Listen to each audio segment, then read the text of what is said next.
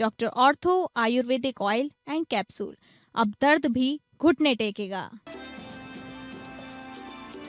पश्चिम बंगाल में सीएम योगी ने लगाई हुंकार। मैराथन चुनावी रैली में भाजपा के जनाधार को दे रहे हैं नई धार।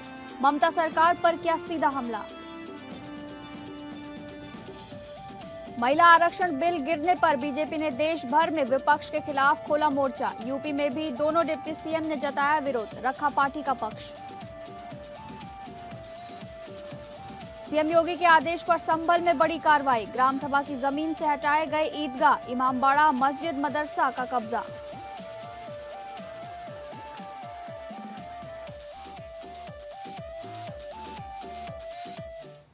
नमस्कार, आप सभी का स्वागत है इस बुलेटिन में। मैं हूं आपके साथ शालिनी राणा। शुरुआत करेंगे बुलेटिन की।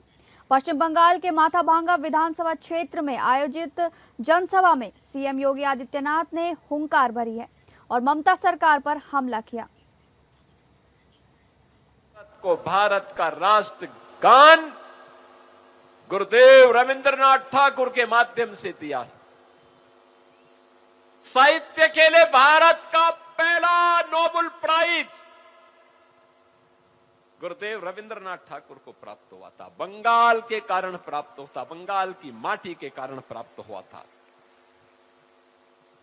नेताजी सुभाष चंद्र बोस, जिन्होंने भारत की आजादी के लिए भारत के युवाओं का आह्वान किया था, तुम मुझे खून दो मैं तुम्हें आजादी दूंगा। क्या नारा था, क्या आह्वान था? कौन ऐसा भारतीय होगा जिसकी भुजाएं न फड़कती हो नेताजी सुभाष चंद्र बोस का नाम लेकर के। बहनों और भाइयों, भारत की आजादी के लिए हंसते हंसते फांसी के फंदे को चूमने वाले खुदीराम बोस इसी बंगाल की धरती की देन है। याद करिए, यही बंगाल है जिसने डॉक्टर श्यामा प्रसाद मुखर्जी को जन्म दिया। भारतीय जनसंघ के संस्थापक अध्यक्ष, उन्होंने कहा था एक देश में दो विधान, दो निशान, दो प्रधान नहीं चलेंगे, नहीं चलेंगे। और तत्कालीन कांग्रेस सरकार की अराजकता, तुष्टीकरण की नीति के खिलाफ लड़ते हुए उन्होंने अपने आप को बलिदान किया था और डॉक्टर श्यामा प्रसाद मुखर्जी के उस सपने को साकार किया। प्रधानमंत्री मोदी जी ने कश्मीर में धारा 370 समाप्त करके। बहनों और भाइयों, जिन्होंने हमें ज्ञान, संस्कार और राष्ट्रभक्ति का मार्ग दिखाया, याद करना, जिस धरती ने भारत को संस्कृति, सभ्यता और भारत की आजादी के लिए एक गौरवशाली परंपरा दी। वहीं सीएम योगी आदित्यनाथ ने पश्चिम बंगाल के धूपगुड़ी विधानसभा क्षेत्र में आयोजित जनसभा को भी संबोधित किया। आइए सुने क्या कुछ उन्होंने कहा। भारतीय जनता पार्टी के सभी हमारे कार्यकर्ता और उपस्थित बहनों और भाइयों, ये मेरा सौभाग्य है कि मुझे आज उत्तर बिहार के, उत्तर बंगाल के कोच बिहार जनपद के अंदर आप सभी से संवाद बनाने और इस माटी को नमन करने का सौभाग्य मुझे प्राप्त हो रहा है। मैं इस पावन धरा को, जिसने भारत की आजादी के लिए और स्वतंत्र भारत में देश की रक्षा करने के लिए हमेशा अग्रिम पंक्ति में खड़े होकर के बलिदान की एक नई परंपरा खड़ी की है, ऐसी पावन धरा को मैं नमन करते हुए आप सबका अभिनंदन करता हूं, स्वागत करता हूं।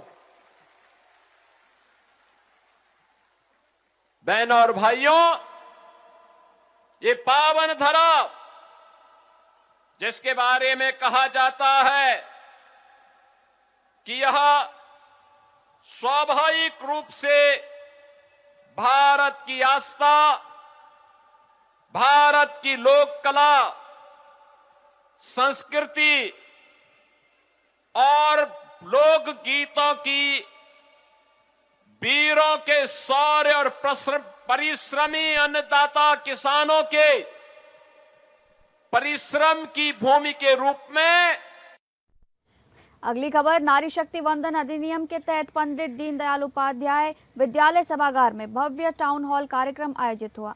मुख्य अतिथि ब्रजेश पाठक, विशिष्ट अतिथि अपर्णा यादव, क्षेत्रीय अध्यक्ष प्रकाश पाल, जिला अध्यक्ष अनिल दीक्षित और महापौर प्रमिला पांडे ने दीप प्रज्वलन कर पुष्पांजलि से कार्यक्रम का शुभारंभ किया। ब्रजेश पाठक ने कहा कि भारत में नारी शक्ति का सदैव सम्मान रहा है और 33% महिला आरक्षण से महिलाओं की भागीदारी बढ़ेगी। उन्होंने केंद्र सरकार की जनधन, आवास और उज्ज्वला योजनाओं को महिला सशक्तिकरण का आधार बताया तथा 3 तलाक कानून का भी उल्लेख किया। अपर्णा यादव ने इसे ऐतिहासिक संवैधानिक कदम बताते हुए कहा कि जहां नारी का सम्मान होता है वहीं देवताओं का वास होता है। उन्होंने बेटी बचाओ बेटी पढ़ाओ और मुद्रा योजना के माध्यम से महिलाओं की आर्थिक मजबूती पर प्रकाश डाला। महापौर प्रमिला पांडे ने कहा कि आने वाले चुनावों में महिलाओं की भूमिका और मजबूत होगी। कार्यक्रम का संचालन शिवांग मिश्रा ने किया, जबकि आभार नीतू सिंह ने व्यक्त किया। बड़ी संख्या में कार्यकर्ता व गणमान्य नागरिक उपस्थित रहे। आदरणीय प्रधानमंत्री नरेंद्र मोदी जी ने आजादी के बाद इतने दशकों तक कई सरकारें बनी, लेकिन आधी आबादी को उसका हक नहीं मिल पाया था। आदरणीय मोदी जी ने संसद का विशेष सत्र बुला करके जिस ढंग से महिला आरक्षण का लागू करने के लिए तेज गति से कदम आगे बढ़ाया है, पूरे देश उसकी सराहना कर रहा है। हम उत्तर प्रदेश की तरफ से माननीय प्रधानमंत्री जी का बहुत बहुत अभिनंदन करते हैं।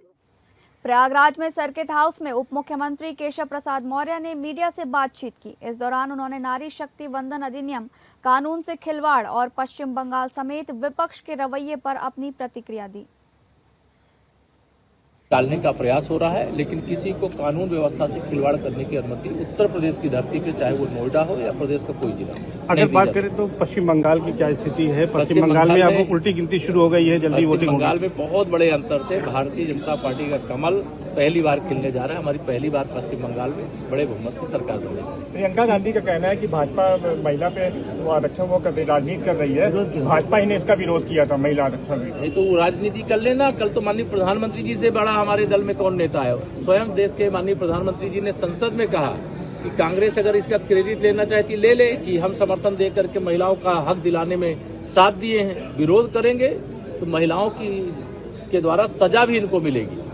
समर्थन करेंगे तो शायद किसी को सजा नहीं मिलेगी, सबको आशीर्वाद मिलेगा। उन्होंने कहा भाजपा ही ने पहले विरोध किया था। भाजपा इसका विरोध नहीं करती, भाजपा समर्थन करती। विरोध करने वाले उस समय भी सपाई थे और आरजेडी के लोग थे, और आज भी जो कांग्रेस कुनबे का वो हिस्सा है उन लोगों ने विरोध किया था। भारतीय जनता पार्टी महिला आरक्षण की सदा समर्थक रही। संसद में महिला आरक्षण बिल पारित न हो पाने को लेकर सियासत तेज हो गई है। राज्य महिला आयोग की उपाध्यक्ष अपर्णा यादव ने शुक्रवार देर रात विधानसभा भवन के सामने समाजवादी पार्टी और कांग्रेस का झंडा जलाकर विरोध प्रदर्शन किया। उन्होंने कहा कि वर्षों से लंबित इस बिल के पास न होने से महिलाओं को उनका अधिकार नहीं मिल पा रहा है। अपर्णा ने आरोप लगाया कि विपक्षी दलों की राजनीतिक इच्छा शक्ति की कमी के कारण महिला आरक्षण बिल अटका हुआ है। उधर राज्य महिला आयोग के सदस्यों ने समाजवादी पार्टी के प्रदेश कार्यालय पर भी प्रदर्शन किया। महिला आयोग की ओर से इस मामले में शनिवार को बड़ा प्रदर्शन करने की बात भी कही गई है।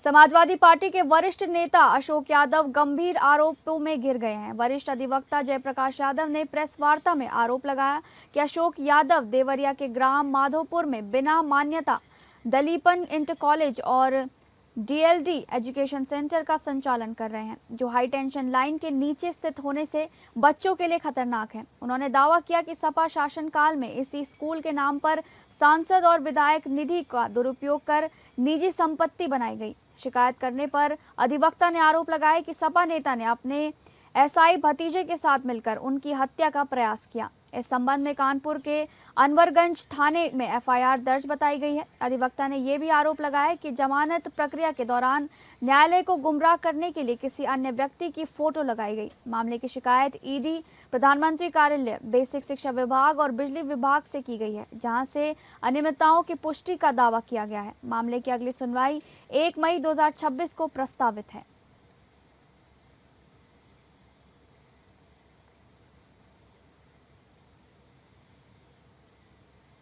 उत्तर प्रदेश के मुख्यमंत्री योगी आदित्यनाथ के निर्देश पर सार्वजनिक जमीन के अतिक्रमण मुक्त कराने का अभियान तेज हो गया है। इसी कड़ी में संभल जिला प्रशासन ने 2 गांवों में बड़ी कार्रवाई करते हुए आरक्षित श्रेणी की ग्राम सभा भूमि को अवैध कब्जे से मुक्त कराया। इस दौरान प्रशासन पूरी तरह मुस्तैद रहा और कहीं कोई तनाव की स्थिति नहीं बनी। तहसील संभल के ग्राम बिछौली में गाटा संख्या 1240 जो खाद के गड्ढों के लिए आरक्षित है और गाटा संख्या 1242 जो पशुचर भूमि है, वो अवैध रूप से इमामबाड़ा और ईदगाह बना दिए गए थे। कानूनी प्रक्रिया पूरी करने के बाद तहसीलदार न्यायालय ने 31 जनवरी 2026 को बेदखली का आदेश दिया। इस आदेश के खिलाफ कोई अपील दाखिल नहीं हुई, जिसके बाद प्रशासन ने मौके पर पहुंचकर निर्माण हटवाया। वही ग्राम मुबारकपुर बंद में ग्राम सभा की गाटा संख्या 623 और 630 पर मस्जिद और मदरसे का निर्माण मिला। शिकायत पर जांच के बाद प्रशासन ने संबंधित पक्षों को खुद निर्माण हटाने का मौका दिया। मुतवल्ली नुसरत अली समेत अन्य लोगों ने संसाधनों की कमी बताते हुए प्रशासन से मदद मांगी। इसके बाद शुक्रवार को प्रशासन की मौजूदगी में अवैध निर्माण हटा दिए गए। दोनों गांवों में मिलाकर करीब 1.1 हेक्टेयर जमीन अतिक्रमण से मुक्त कराई गई। जिलाधिकारी डॉक्टर राजेंद्र पेंसिया ने बताया कि पूरी कार्रवाई धारा 67 राजस्व अभिलेखों और न्यायालय के आदेश के तहत की गई है। उन्होंने साफ किया कि ग्राम सभा, पशुचर, खेल मैदान, खाद के गड्ढे और सार्वजनिक उपयोग की जमीन पर किसी भी तरह का अतिक्रमण बर्दाश्त नहीं होगा। ऐसे मामलों में पहले पक्ष को सुनवाई का पूरा मौका दिया जाता है, उसके बाद ही कार्रवाई होती है। डीएम ने कहा कि अतिक्रमण के खिलाफ यह अभियान आगे भी जारी रहेगा। हर कार्रवाई 3 महीने की तय समय सीमा में पूरी की जाती है और 30 दिन का अपील समय भी दिया जाता है।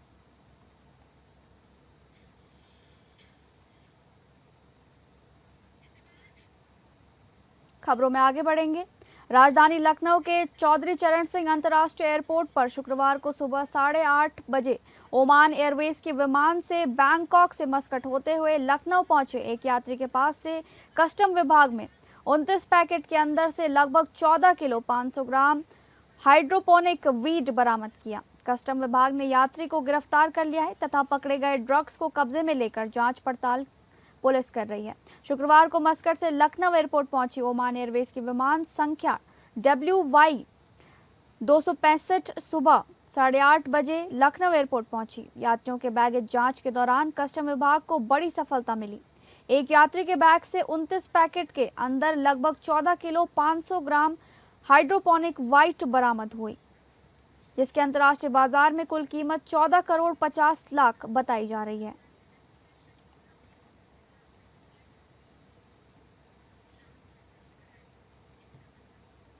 उत्तर प्रदेश के महोबा में जुआ खेलने के दौरान 2 पक्षों में हुए मामूली विवाद ने देखते ही देखते विकराल रूप धारण कर लिया। दोनों पक्षों में मारपीट के बाद हुए पथराव में महिलाओं, मासूम बच्चों सहित दर्जन भर से ज्यादा लोग घायल बताए जा रहे हैं। सरेआम भीड़ भाड़ वाले इलाके में हुए पथराव से हड़कंप मच गया है। घटना की सूचना मिलते ही मौके पर पहुंची पुलिस ने हल्का बल प्रयोग करते हुए स्थिति को काबू में कर घायलों को उपचार के लिए जिला अस्पताल में भर्ती कराया, जहां प्राथमिक उपचार के बाद एक मासूम और एक महिला की हालत में सुधार न होने पर डॉक्टर ने उन्हें हायर सेंटर रेफर कर दिया है, जबकि अन्य सभी घायलों को प्राथमिक उपचार के बाद डिस्चार्ज कर दिया है। सरेआम 2 पक्षों में हुए पथराव का वीडियो सोशल मीडिया पर वायरल हो रहा है। फिलहाल पुलिस ने पथराव की घटना को अंजाम देने के आरोपी 3 युवकों को हिरासत में लेकर अग्रिम कार्यवाही शुरू कर दी है।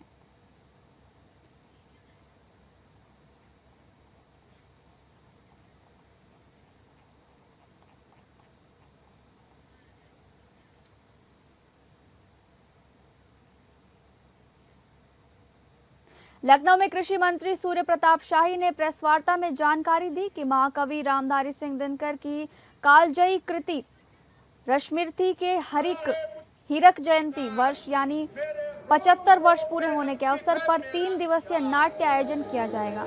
इस विशेष आयोजन को रश्मिरथी पर्व नाम दिया गया है, जिसके तहत 24 अप्रैल से 26 अप्रैल तक 3 नाट्य मंचन और एक नृत्य नाटिका प्रस्तुत की जाएगी। इनमें रश्मिरथी, स्वामी विवेकानंद, लोकमान्य तिलक पर आधारित नाट्य तथा अटल स्वरांजलि नृत्य नाटिका शामिल है। कार्यक्रम के दौरान रश्मिरथी संवाद स्मारिका का भी लोकार्पण किया जाएगा। इस आयोजन में मुख्यमंत्री योगी आदित्यनाथ और केंद्रीय कृषि मंत्री शिवराज सिंह चौहान की गरिमामयी उपस्थिति रहेगी।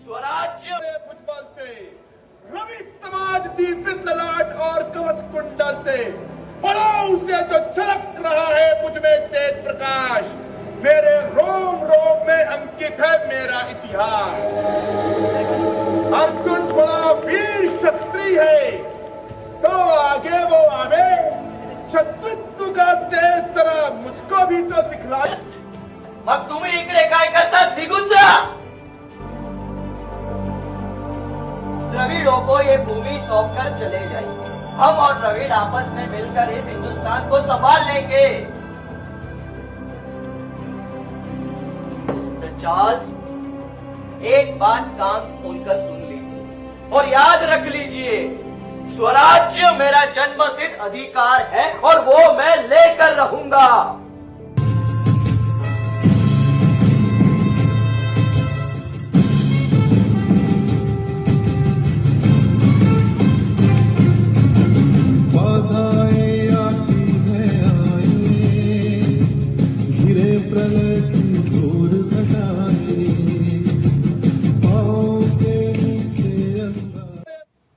फिलहाल इस बुलेटिन में बस इतना ही। नमस्कार।